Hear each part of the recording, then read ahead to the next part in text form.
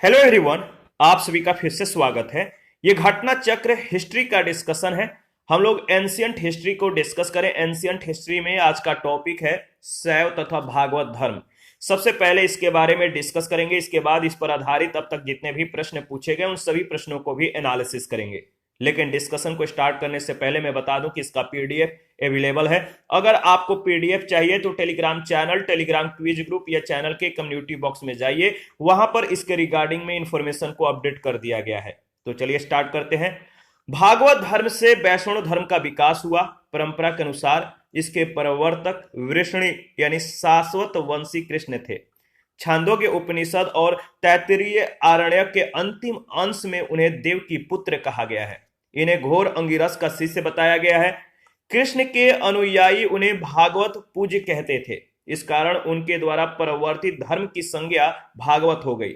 ऋग्वेद में विष्णु का उल्लेख आकाश के देवता के रूप में हुआ है। उत्तर वैदिक काल में तीन प्रमुख देवता प्रजापति, रुद्र और विष्णु थे। विष्णु को लोग पालक और रक्षक मानने लगे। पतंजलि ने वासुदेव को विष्णु का स्वरूप बताया है। विष्णु पुराण में भी वासुदेव को विष्णु का एक नाम बताया गया है। इस प्रकार जब कृष्ण विष्णु का तादात्म्य नारायण से स्थापित हुआ तब वैष्णव धर्म की एक संज्ञा पांच रात्र, याद रखिएगा, पांच रात्र धर्म हो गया। भागवत धर्म और वसुदेव की अगर बात करें तो जो भागवत धर्म और वासुदेव की पूजा का जो उल्लेख है महर्षि पढ़नी ने किया। उन्होंने वासुदेव के उपासकों को वासुदेवक कहा है। यह धर्म प्रारंभ में मथुरा और उसके आसपास के क्षेत्रों में काफी प्रचलित था। यूनानी राजदूत मेगास्थनीज के अनुसार सुरसेन के लोग यानी मथुरा के लोग हेराक्लिस के उपासक थे। हेराक्लिस से तात्पर्य है वासुदेव कृष्ण से ही है। हेराक्लिस का मतलब होता है, इनका जो संबंध है वासुदेव कृष्ण से है। मथुरा से इस धर्म का प्रसार धीरे धीरे भारत के अन्य भागों में फैलने लगा। भागवत धर्म से संबंध प्रथम उपलब्ध प्रशस्त स्मारक जो है विदिशा यानी बेसनगर का गरुड़ स्तंभ है। इससे पता चलता है कि तक्षशिला के यवन राजदूत हेलियोडोरस ने भागवत धर्म ग्रहण किया था और इस स्तंभ की स्थापना करवाकर उसकी पूजा की थी। इस पर उत्कीर्ण लेख में हेलियोडोरस को भागवत तथा वासुदेव को देव देवस यानी देवताओं का देवता कहा गया था। देखिए, अपोलोडोटस अगर बात करें तो अपोलोडोटस के सिक्कों पर सबसे पहले भागवत धर्म के चिन्ह मिलते हैं।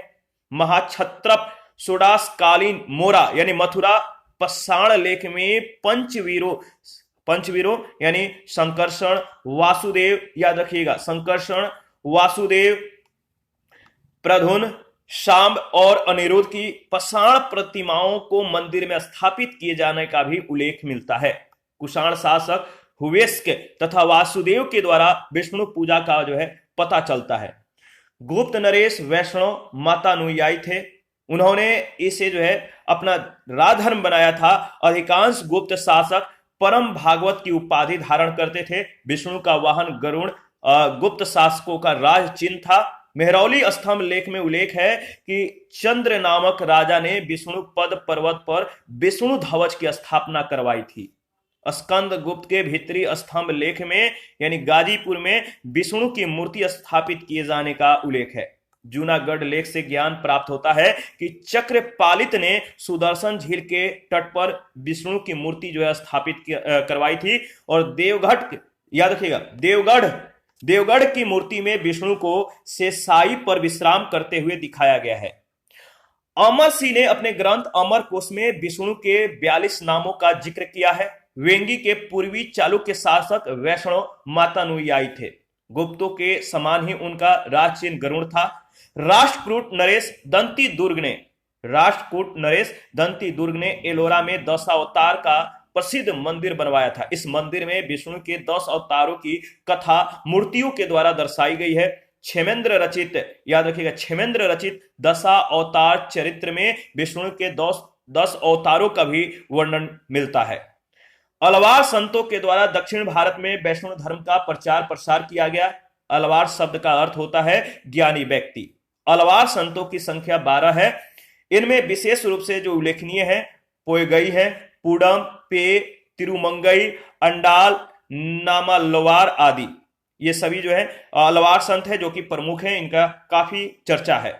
तो याद रखिएगा, पूडम, पे, तिरुमंगई, अंडाल, नमालवार और पोएगई।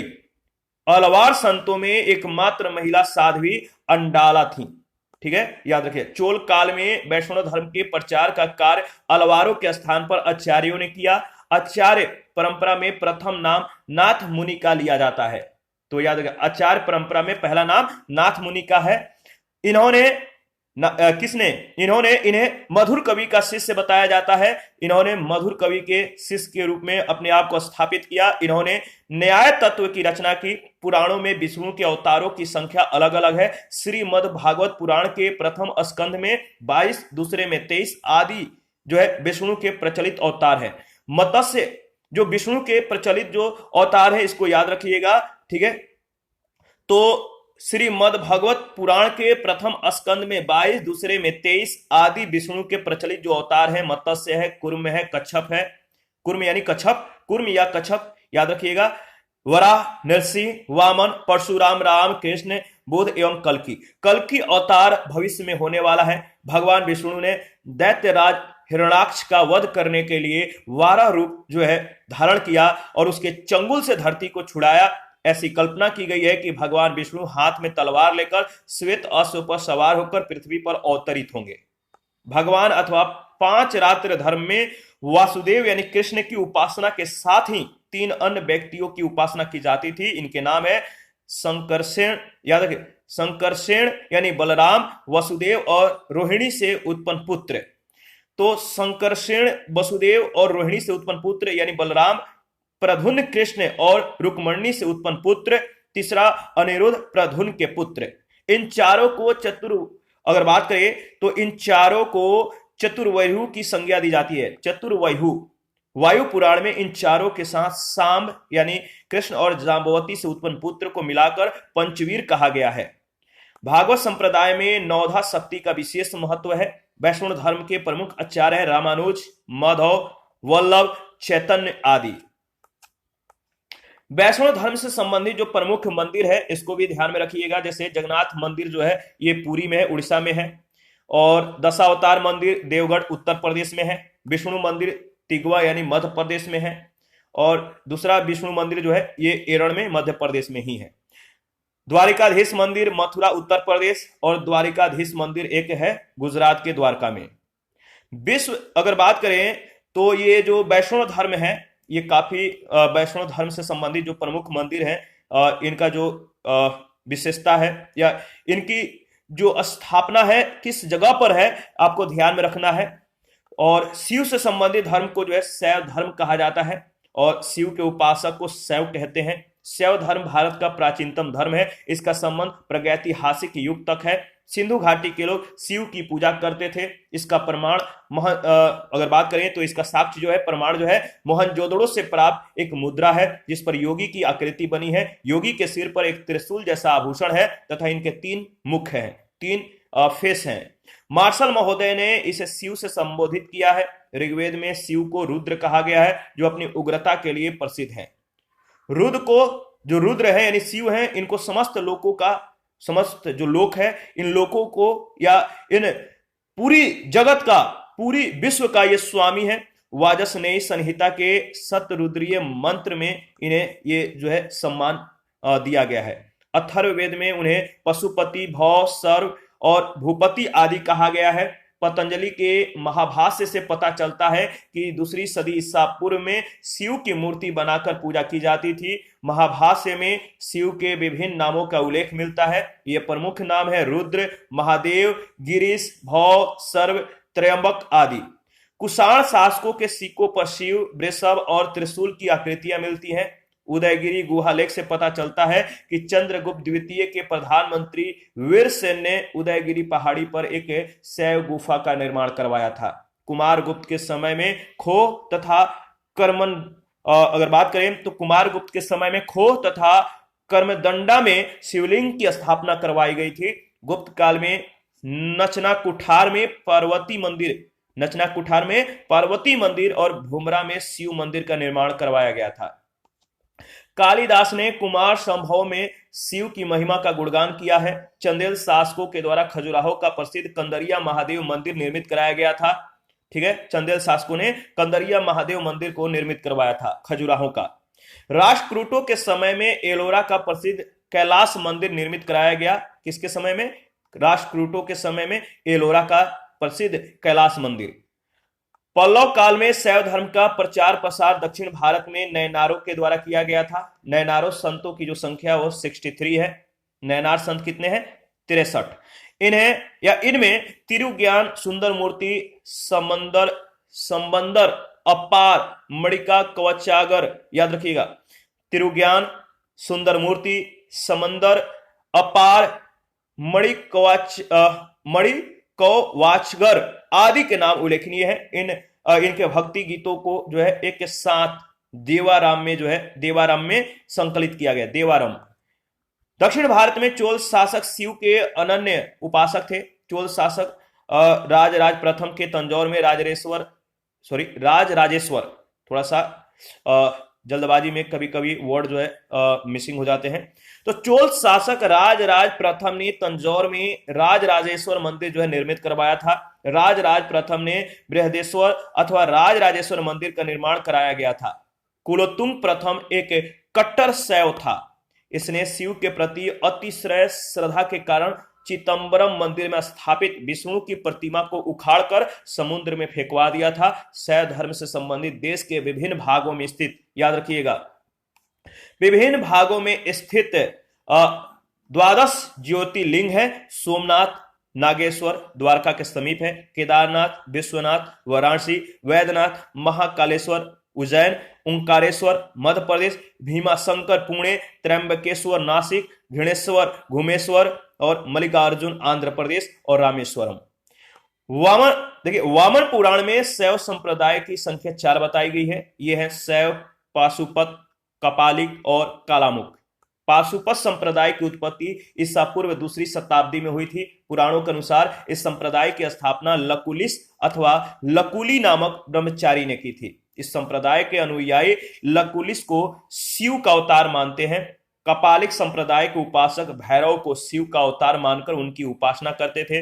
इस मत के अनुयायी सूरा का सेवन करते हैं और मांस खाते हैं। शरीर पर शमशान की भस्म लगाते हैं और हाथ में नरमुंड धारण करते हैं। भवभूति के मालती माधव नाटक से पता चलता है कि श्रीशैल नामक स्थान कपालिकों का प्रमुख केंद्र था। कालामुख संप्रदाय जो है अति मार्गी होने के कारण शिव पुराण में इसके अनुयायियों को महाव्रतधर कहा गया है। शैव धर्म का ही एक संप्रदाय लिंगायत अथवा वीर शैव था। इसका प्रचार 12वीं शताब्दी में दक्षिण भारत में व्यापक रूप से हुआ। वैष्णव को इस संप्रदाय का संस्थापक माना जाता है। वैष्णव शैव धर्म का एक नया संप्रदाय कश्मीर में विकसित हुआ। यह संप्रदाय शुद्ध रूप से दार्शनिक या ज्ञान मार्गी था। नाथ पंथ संप्रदाय 10वीं सदी के अंत में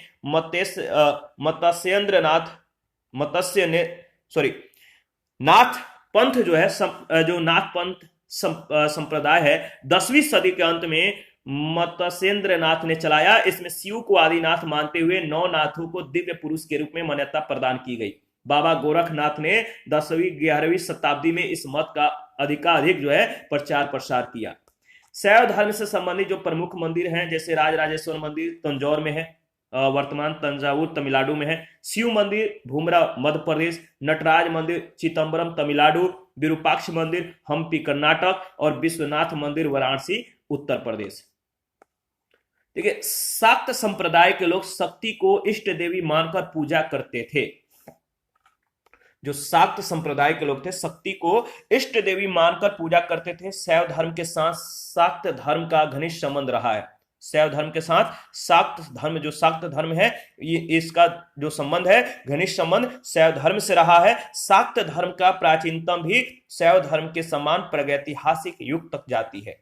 सैंधव सभ्यता में मातृ देवी की उपासना व्यापक रूप से प्रचलित थी। मातृ देवी की बहुसंख्यक मूर्तियां खुदाई में प्राप्त हुई हैं। वैदिक साहित्य में सरस्वती, अदिति, उषा, लक्ष्मी आदि देवियों के विषय में सूचना मिलती है।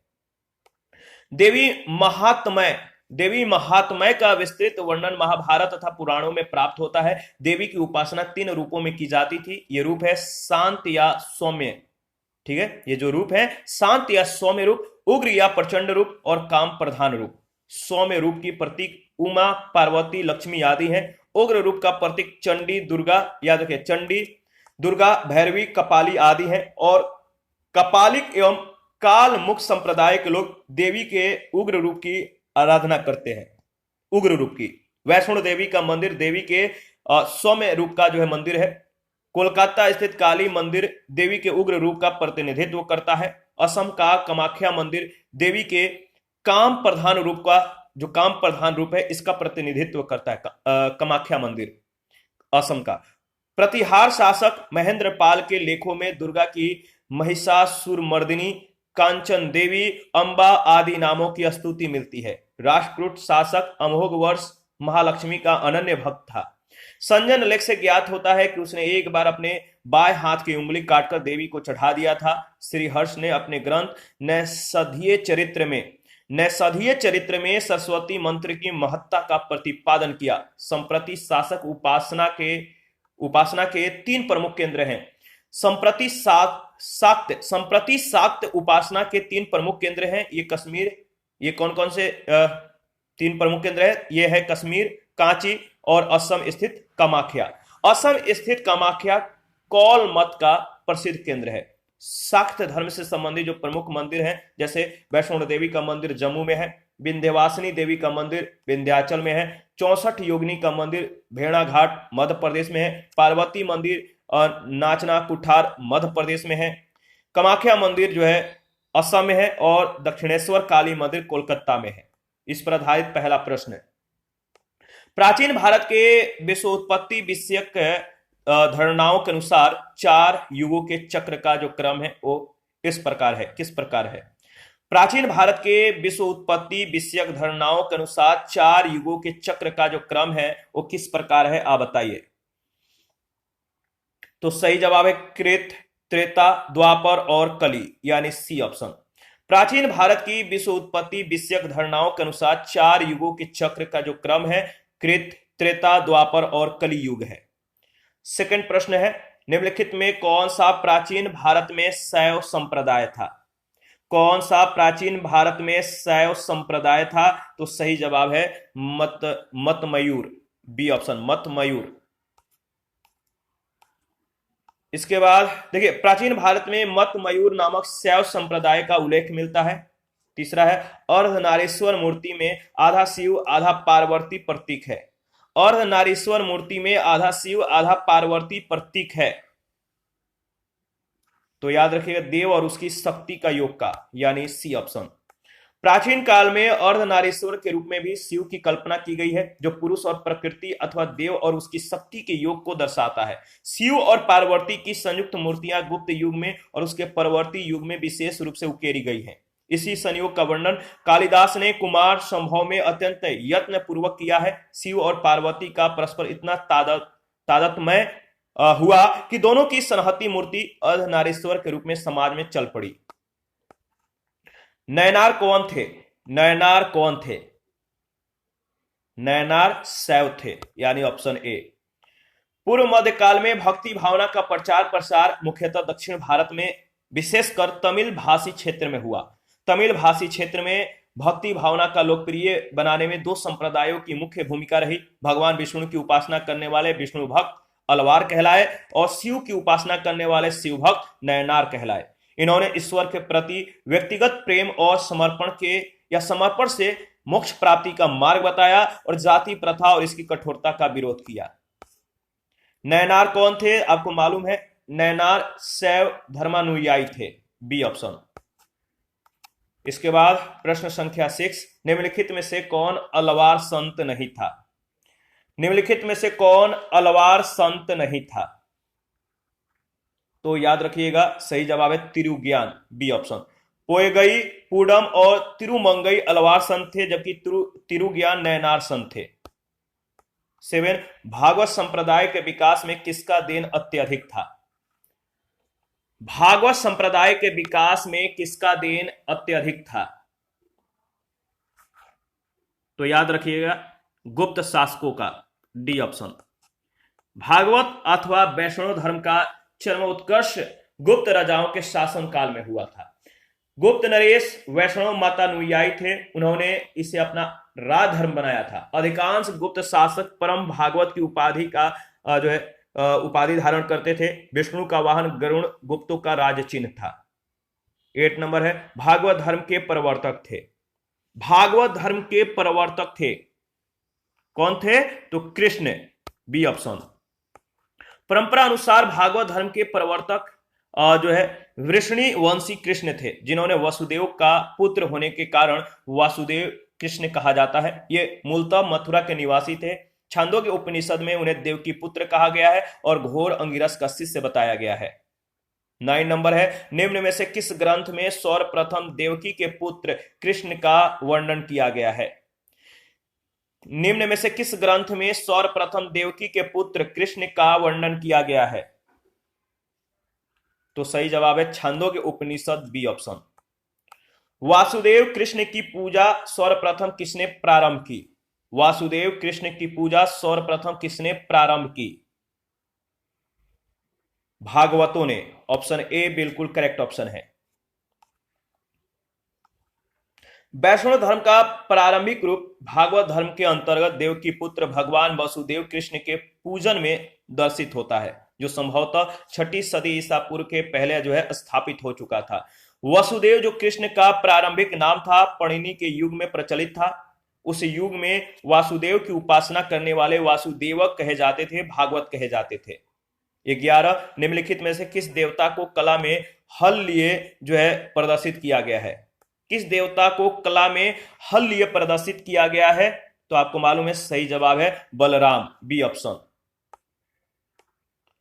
भारतीय सांस्कृतिक परंपरा के अनुरूप अगर बात करें, या भारतीय जो सांस्कृतिक परंपरा है, इसमें कला में हल लिए कृष्ण के जो भाई हैं बलराम, इनको प्रदर्शित किया गया है। उन्हें हलदर के नाम से भी जाना जाता है। 12 भागवत संप्रदाय में भक्ति के रूपों की संख्या कितनी है? भागवत संप्रदाय में भक्ति के रूपों की संख्या कितनी है? याद रखिएगा 9, सी ऑप्शन बिल्कुल करेक्ट ऑप्शन है। भागवत संप्रदाय में मोक्ष प्राप्ति के लिए 9धा शक्ति को मान्यता दी गई है। 13 नंबर है, हेलियोडोरस का बेसनगर अभिलेख संदर्भित है। हेलियोडोरस का बेसनगर जो अभिलेख है, किसको संदर्भित है?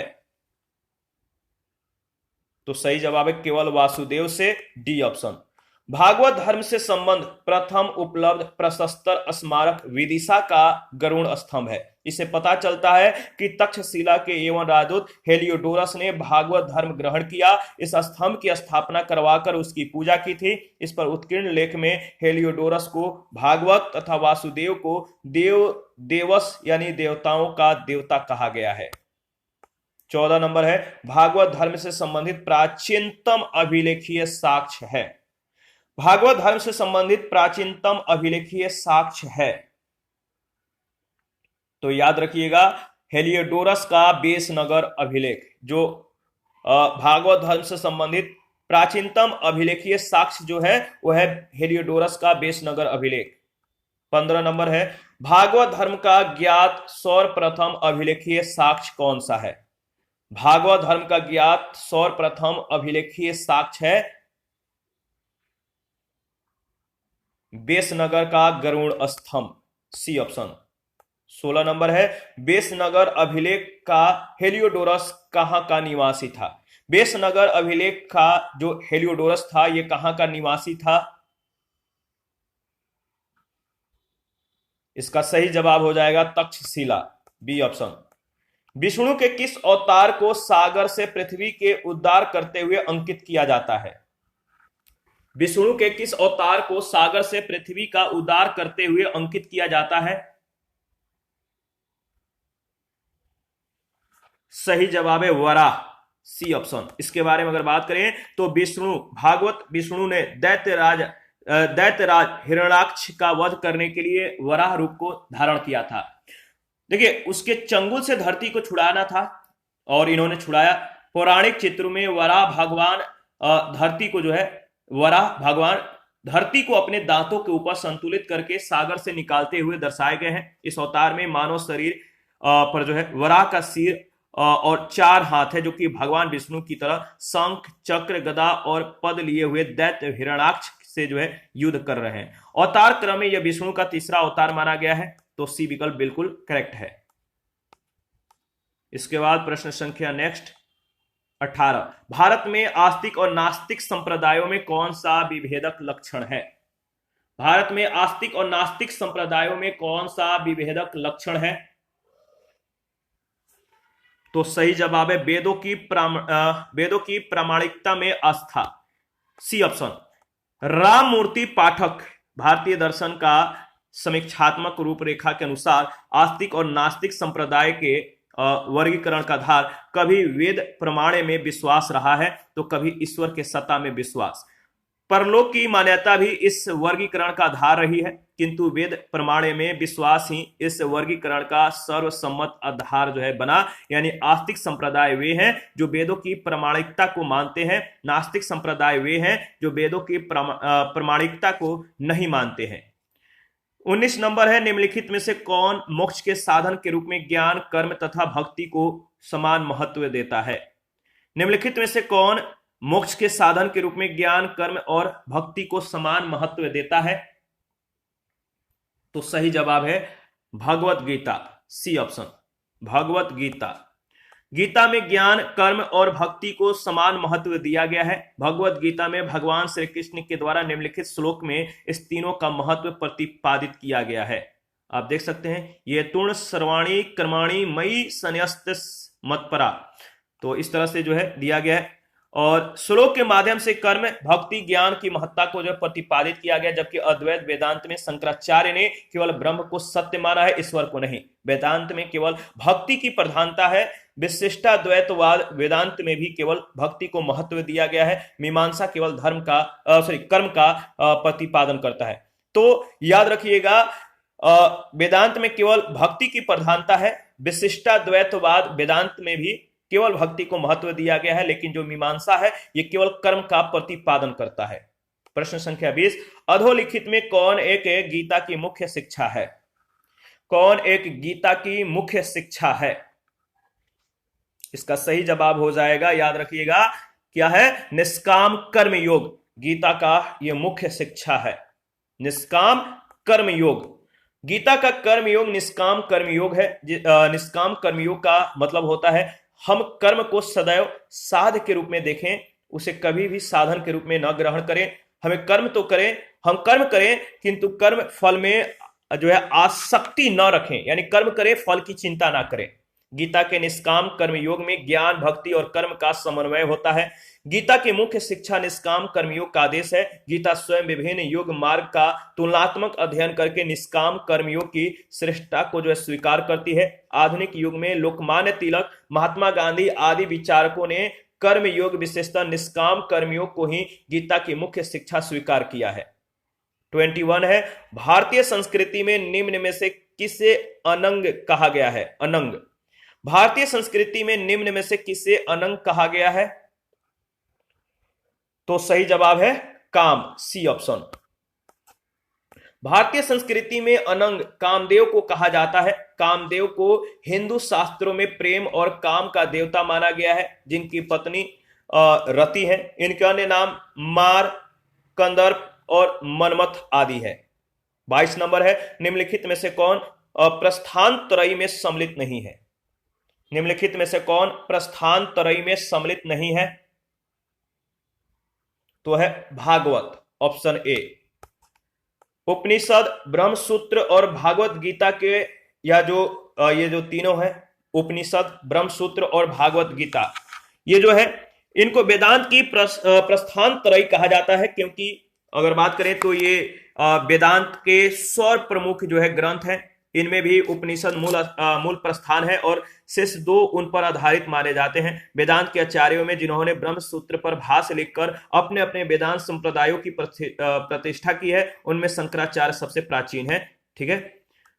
23 नंबर है, वह प्राचीन स्थल जहां 60,000 मुनियों की सभा में संपूर्ण महाभारत कथा का वाचन किया गया था। वह प्राचीन स्थल जहां 60,000 मुनियों की सभा में संपूर्ण महाभारत का जो है वाचन किया गया था, कहां पर? इसका सही जवाब क्या होगा? इसका सही जवाब है नैमिषारण्य, नैमिषारण्य यानी डी ऑप्शन। अगर बात करें तो देखिए उत्तर प्रदेश के सीतापुर जनपद में नैमिषारण्य में 60,000 मुनियों का जो है निवास माना जाता है। यहाँ पे 60,000 मुनि निवास किए थे। यहीं पर सुत गोस्वामी ने शौनक और अन्य मुनियों के समक्ष संपूर्ण महाभारत कथा का वाचन किया था, और तब किया था जब वे यज्ञ संपन्न कर रहे थे। इसके पूर्व महाभारत कथा का वाचन वैशम्पायन ने राजा जन्मेजय के लिए किया था। वाचन जो है वैशम्पायन ने राजा जन्मेजय के लिए। 24 नंबर है, रामायण के किस कांड में राम और हनुमान की पहली भेंट का वर्णन है? रामायण के किस कांड में राम और हनुमान की पहली भेंट का वर्णन है? इसका सही जवाब हो जाएगा किष्किंधा कांड, ऑप्शन ए किष्किंधा। रामायण के रचयिता वाल्मीकि थे। संस्कृत भाषा में रचित इस आदि काव्य में कुल 7 कांड है, अध्याय है। इसका जो चौथा कांड है किष्किंधा कांड है, जिसमें राम और हनुमान की भेंट तथा बालीवध और सुग्रीव के वानर शासक बनने का जो है वर्णन है। 25 नंबर है, कालिका पुराण, जो कालिका पुराण है किस धर्म से संबंधित है? कालिका पुराण, कालिका पुराण किस धर्म से संबंधित है? तो याद रखिएगा शाक्त से, बी ऑप्शन। कालिका पुराण शाक्त धर्म से संबंधित है। कालिका पुराण को काली पुराण या सती पुराण भी कहा जाता था। यह हिंदू धर्म की शाक्तवाद परंपरा में 18 पुराणों में से एक है। 26 सूची 1 सूची 2 के साथ मिलान कीजिए। तो चलिए मिलान करते हैं। अगर बात करें तो देखिए जो शिव है, शिव का संबंध किससे है? त्रिशूल से है। विष्णु का जो संबंध है किससे है? विष्णु का संबंध चक्र से है। और गणेश का जो संबंध है, गणेश का संबंध रस्सी या फंदा से है। और सरस्वती का वीणा से है। यानी जो ऑप्शन है, ऑप्शन बी बिल्कुल करेक्ट ऑप्शन है। बी बिल्कुल करेक्ट ऑप्शन है। दोबारा से इसको रिवाइज कर लेते हैं। देवता और उनका पहचान, जैसे शिव का त्रिशूल, विष्णु का चक्र, गणेश का रस्सी या फंदा, सरस्वती का वीणा। 27 नंबर है, पुरी में रथ यात्रा किसके सम्मान में निकाली जाती है? पुरी में जो रथ यात्रा निकाली जाती है किसके सम्मान में निकाली जाती है? तो भगवान जगन्नाथ के, सी ऑप्शन। प्रतिवर्ष आषाढ़ माह के शुक्ल पक्ष में उड़ीसा के पुरी में भगवान जगन्नाथ, बलराम और सुभद्रा के सम्मान में रथ यात्रा जो है निकाली जाती है। 28 नासिक में कुंभ मेला निम्न में से किस एक नदी के तट पर लगता है? नासिक में कुंभ मेला निम्न में से किस एक नदी के तट पर लगता है? तो गोदावरी नदी, डी ऑप्शन बिल्कुल करेक्ट ऑप्शन है। नासिक में प्रत्येक 12 वर्ष के अंतराल पर कुंभ मेला गोदावरी नदी के तट पर लगता है। कुंभ मेला नासिक के अतिरिक्त हरिद्वार में गंगा तट पर, प्रयाग में गंगा और यमुना के संगम स्थल पर और उज्जैन में क्षिप्रा नदी के तट पर लगता है। याद रखिएगा कहां पर लगता है, किन नदियों के किनारे लगता है। 29 नंबर है, सूची 1 सूची 2 के साथ आपको मिलान करना है। तो चलिए मिलान करते हैं। जैन धर्म का संबंध किससे है? तो जैन धर्म का संबंध पावापुरी से है। हिंदू धर्म का जो संबंध है वो कहां से है? हिंदू धर्म का संबंध वाराणसी से। इस्लाम धर्म का जो संबंध है मदीना से है। ईसाई धर्म का वेटिकन से है। यानी सही ऑप्शन सी ऑप्शन में दिया गया है। इसके बारे में थोड़ा बहुत डिस्कस कर लेते हैं। देखिए अगर बात करें तो जैन धर्म का जो संबंध है पावापुरी से, हिंदू धर्म का वाराणसी, इस्लाम धर्म का मदीना, ईसाई धर्म का वेटिकन। मदीना पश्चिमी सऊदी अरब के हिजाज क्षेत्र में स्थित शहर है। यह मक्का के बाद इस्लाम धर्म का दूसरा जो है पवित्रतम शहर है। वेटिकन सिटी इटली में स्थित स्थलरुद्ध संप्रभु देश है। इसका कुल क्षेत्रफल 44 हेक्टेयर है और जो विश्व का सबसे छोटा स्वतंत्र देश है। यह रोम के बिशप, जिन्हें पोप भी कहा जाता है, इनके द्वारा शासित है। इसे रोमन कैथोलिक चर्च की राजधानी के रूप में भी जाना जाता है। पावापुरी बिहार राज्य में स्थित जैनियों का पवित्रतम तीर्थ स्थल है। जैन धर्म के संस्थापक महावीर स्वामी की मृत्यु 527 ईस्वी में यहीं पर हुई थी। वाराणसी, जिसे बनारस के नाम से अब जाना जाता है, गंगा नदी के बाएं तट पर स्थित वाराणसी, जिसे बनारस के नाम से भी जाना जाता है, गंगा नदी के बाएं तट पर स्थित हिंदुओं का पवित्र तीर्थ स्थल है। यहाँ प्राचीन काल से शिक्षा और संस्कृति का जो है ये वाराणसी जो है ये प्रमुख केंद्र रहा है।